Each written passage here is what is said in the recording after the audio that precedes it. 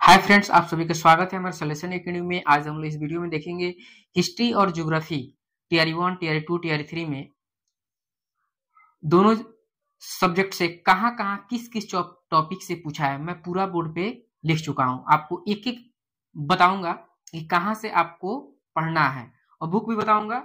आप देखिएगा कि मैं पूरा ऐसे करके लिख चुका हूं, तो आप शुरू से लास्ट तक आप वीडियो को देखिएगा, तभी आप क्लियर कर पाइएगा और समझ पाइएगा। तो चलिए स्टार्ट करते हैं। हम बात करते हैं हिस्ट्री और ज्योग्राफी। अब देखिएगा, हिस्ट्री में टीआर 1 में 2 बार एग्जाम हुआ था, लड़कों का अलग लड़कियों का अलग। तो लड़कों और लड़कियों के लिए जो 2 बार एग्जाम हुआ, लड़कों के लिए लड़कियों के लिए, हिस्ट्री से 17 नंबर का क्वेश्चन पूछा गया था, ज्योग्राफी से 25 नंबर के क्वेश्चन पूछा गया था। वहीं बात करें टीआर 2 में 16 नंबर हिस्ट्री से, ज्योग्राफी से 22 नंबर।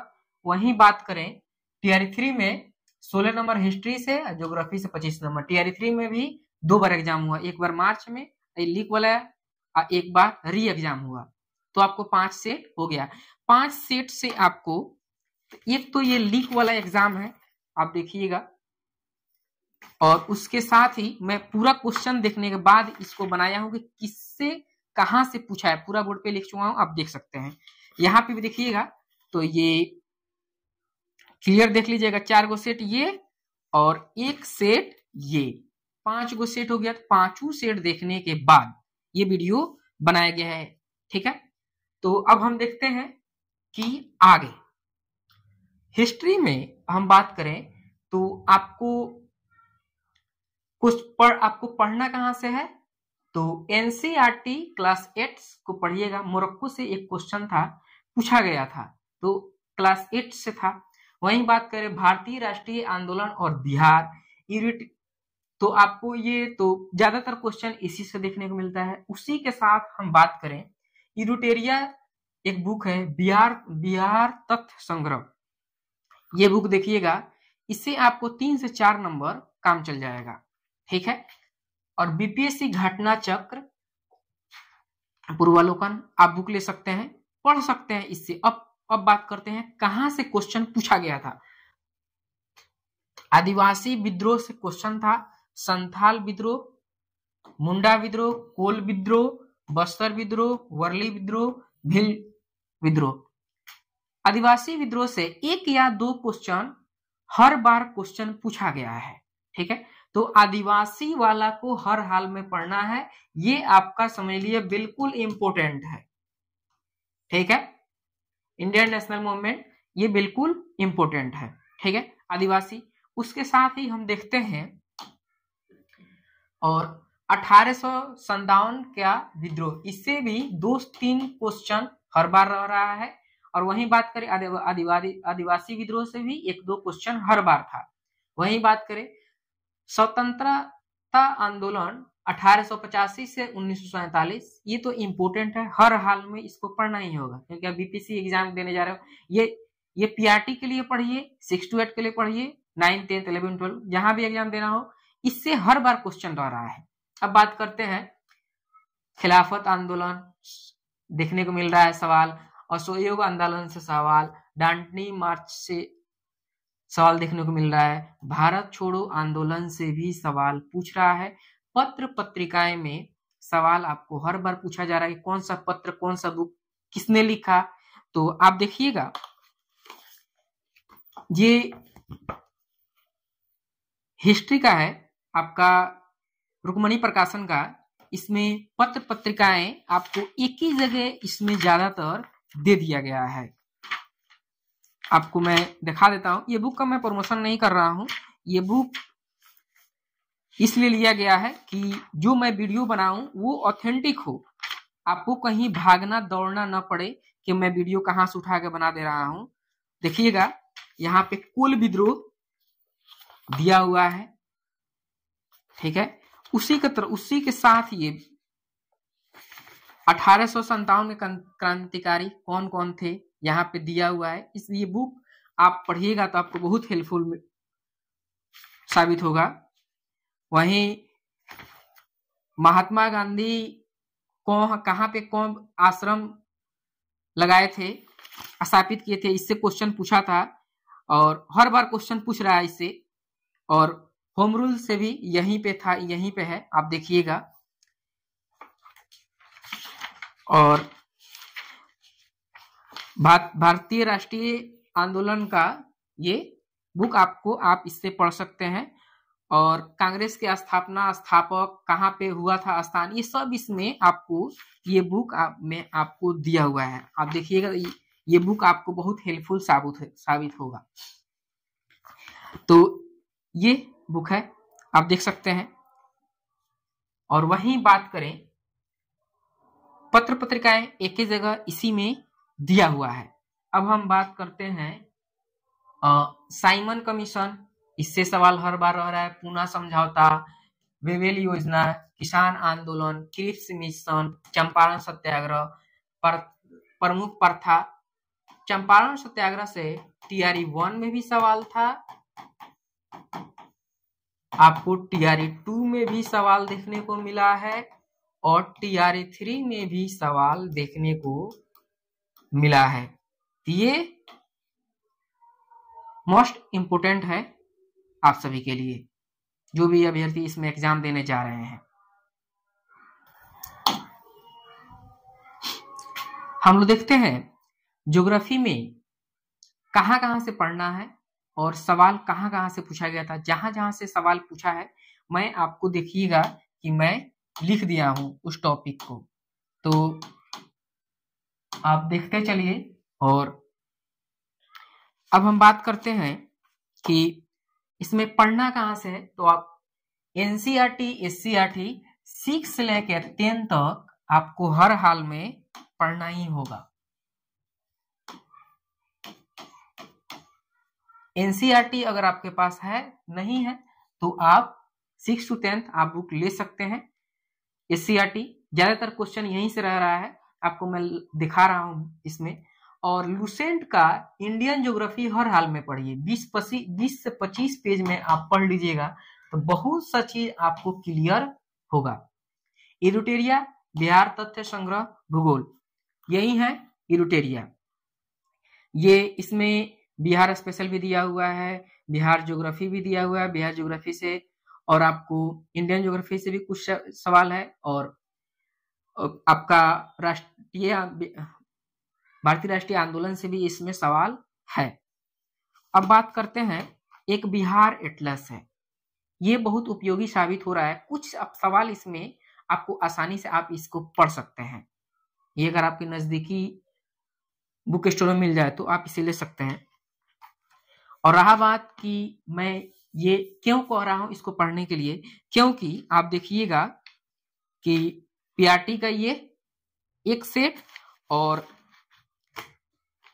4 सेट यहां पर, ठीक है, 5 सेट। मैं पूरा सेट देखने के बाद इस वीडियो को बना रहा हूं, तभी किताब में डिसाइड किया हूं कहाँ से पढ़ना है। और इस सब को देखने के बाद मैं हिस्ट्री का एक रफ पेज तैयार किया था कि कहाँ से है, तो पूछा गया था, इसको मैं बना दिया हूं, ऐसे लिखा था कि बोर्ड पे लिखना आसान हो जाए। अब हम लोग बात करते हैं कि पढ़ना कहाँ से, तो हो गया। अगर आपके बुक है तो आपके पास ठीक है, नहीं तो किसी का आप 1 शॉट वीडियो देख लें। सबसे बेस्ट है कि आप 1 शॉट वीडियो देखें अगर आपके पास टाइम नहीं है तो। लेकिन आपके पास अगर टाइम है तो मैं कहूंगा कि आप 6 लेकर 10 तक आप बुक ही पढ़ें, बेहतर रहेगा। अगर टाइम नहीं है तो क्लास वाइज आप 1 शॉट वीडियो देख लें, उससे भी काम चल जाएगा, लेकिन बुक पढ़ना जरूरी है। अब बात करते हैं कहाँ से पूछा गया है, ठीक है। ये तो आपको पढ़ना कहाँ से ये बता दिया हूं। आपको भारत के आकार और स्थिति, आकार, भारत के पड़ोसी देश से भी क्वेश्चन रह रहा है। आप देखिएगा कि भारत के आकार तथा स्थिति आपको क्लास 9th में पढ़ना है, क्लास 9 के बुक से है। और आकार से रिलेटेड इससे क्वेश्चन पूछ रहा है हर बार, तो आप देखिएगा कि क्लास 10th को से सवाल रह रहा है। ये 10 से बुक है, बुक पूरा मैं पढ़ा हूं और देखा हूं कि इसी से आपको सवाल होता हुआ दिखता हुआ नजर आ रहा है।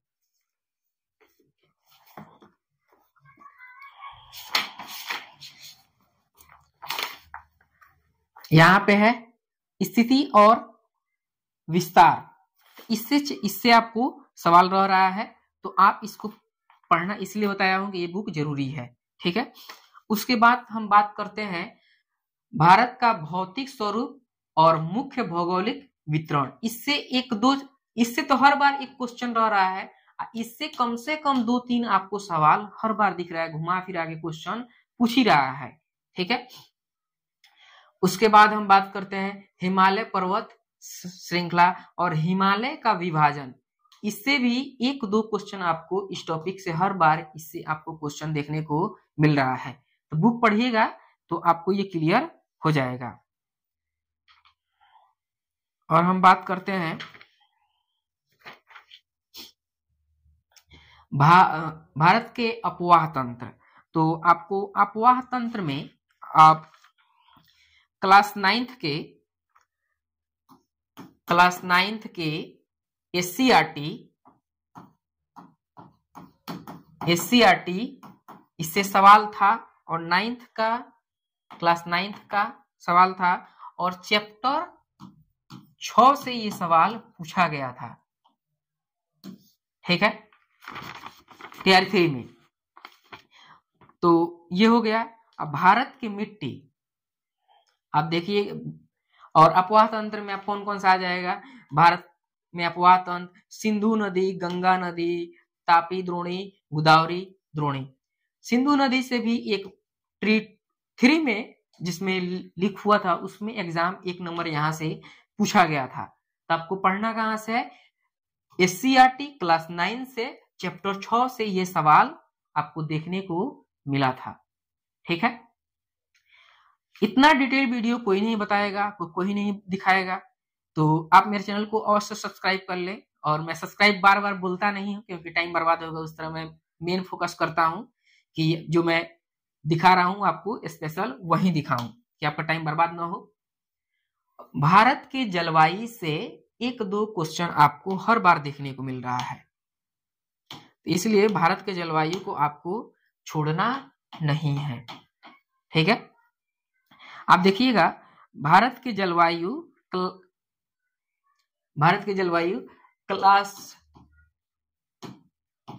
क्लास 9 से और चैप्टर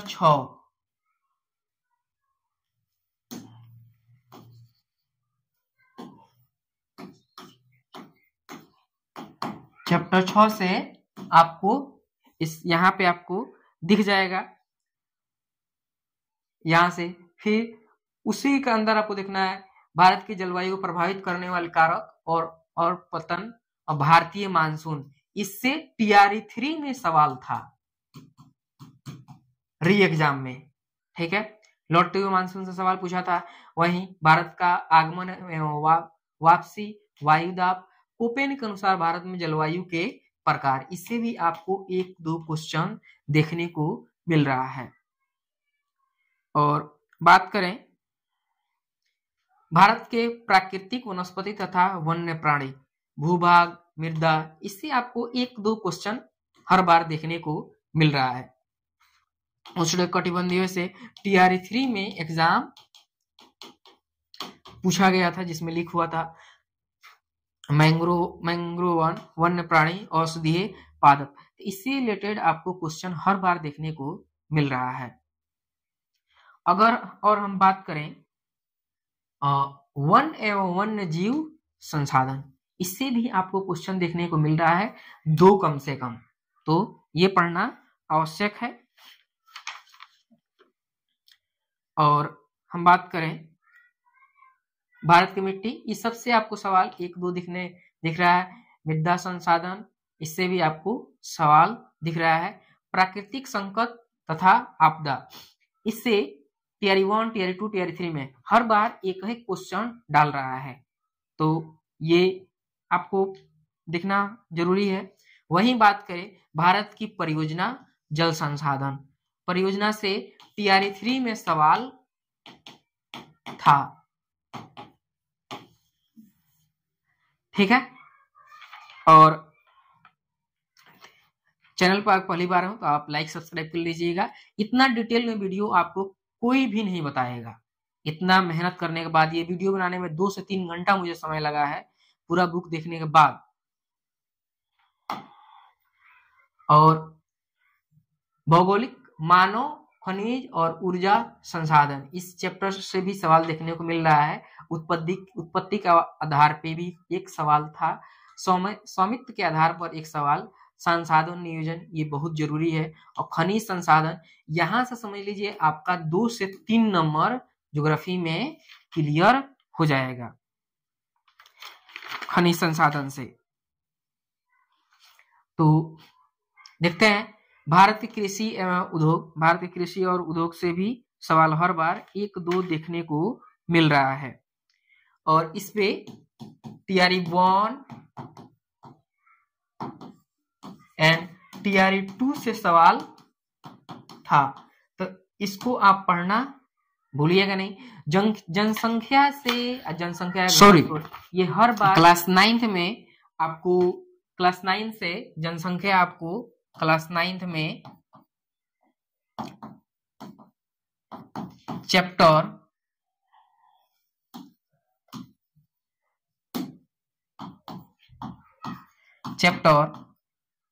चैप्टर 6 से ये है। इससे हर बार TRE 1 हो, TRE 2 हो, TRE 3 हो, इसे घुमा फिरा के 1-2 क्वेश्चन हर बार डाल रहा है। ये आप भूलिएगा नहीं पढ़ना। जनसंख्या टॉपिक पढ़ना जरूरी है। ये 9th में दिया हुआ है, SCERT में दिया हुआ है। मेन बात है तो SCERT आप ध्यान में रखिएगा तो आपका काम चल जाएगा अगर बुक पढ़ते हैं तो। वहीं अब बात करें हम, अब देखते हैं, आगे बढ़ते हैं हम लोग। खनिज व शक्ति संसाधन, खनिज के प्रकार, खनिज का वितरण।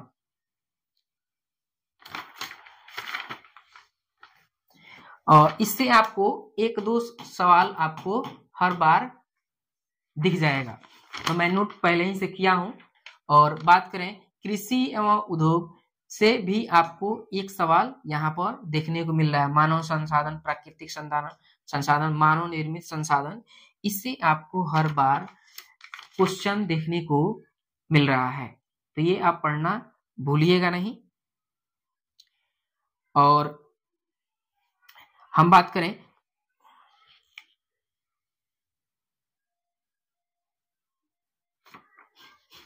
क्लास 6 इंपोर्टेंट कितना है, सौर मंडल SCERT में दिया हुआ है और फर्स्ट चैप्टर है SCERT का फर्स्ट चैप्टर।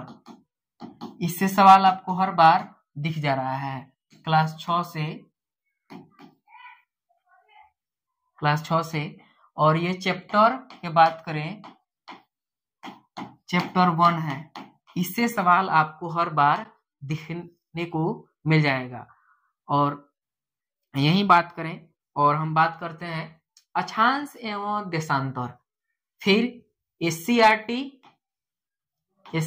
क्लास 6 और आपका अक्षांश एवं देशांतर वही क्लास 6, SCERT क्लास 6 और चैप्टर 6 ये इसमें दिया हुआ है। चैप्टर नंबर 6 में आपको अक्षांश एवं देशांतर दिया है और SCERT क्लास 6 चैप्टर 1 सौर मंडल दिया हुआ है। तो इससे हर बार 1-2 क्वेश्चन पूछ रहा है। ये क्लास 6 से है लेकिन घुमा फिरा के 1-2 क्वेश्चन आपको हर बार इससे दे रहा है। तो ये इंपोर्टेंट चैप्टर है, छोड़ना नहीं है। पृथ्वी के प्रमुख परिमंडल, TRE 1 हो, TRE 2, TRE 3, हर बार सवाल पूछ रहा है। पृथ्वी के प्रमुख मंडल हर बार 1-2 क्वेश्चन पूछ रहा है। वायुमंडल हो, वायुमंडल की संरचना, जीवमंडल, वायुमंडल के अस्थायी गैस, ये घुमा फिरा के 1-2 क्वेश्चन हर बार डाल रहा है। और ये आप देखिएगा तो ये जो है ये क्लास 6 का, ये क्लास 6 से ही सवाल उठा रहा है लेकिन लेवल थोड़ा सा हाई रख रहा है। लेकिन चैप्टर क्लास 6 में SCERT दिया हुआ है। तो ये देखते हैं अगर वीडियो आपको हेल्पफुल लग रहा होगा तो आप मेरे चैनल को सब्सक्राइब कर लीजिएगा, चैनल से जुड़ना मत भूलिएगा। देखते हैं। और पृथ्वी के प्रमुख स्थल, इससे आपको हर बार क्वेश्चन पूछ रहा है। और ये आपको पृथ्वी के प्रमुख स्थल, और ये आपको क्लास 6 एससीईआरटी क्लास 6 चैप्टर की बात करें,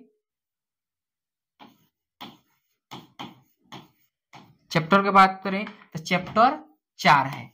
ये मैं पूरा सवाल देखा था और उसके बाद मैं क्या किया था कि इधर इंडियन ज्योग्राफी और इधर वर्ल्ड ज्योग्राफी, मैं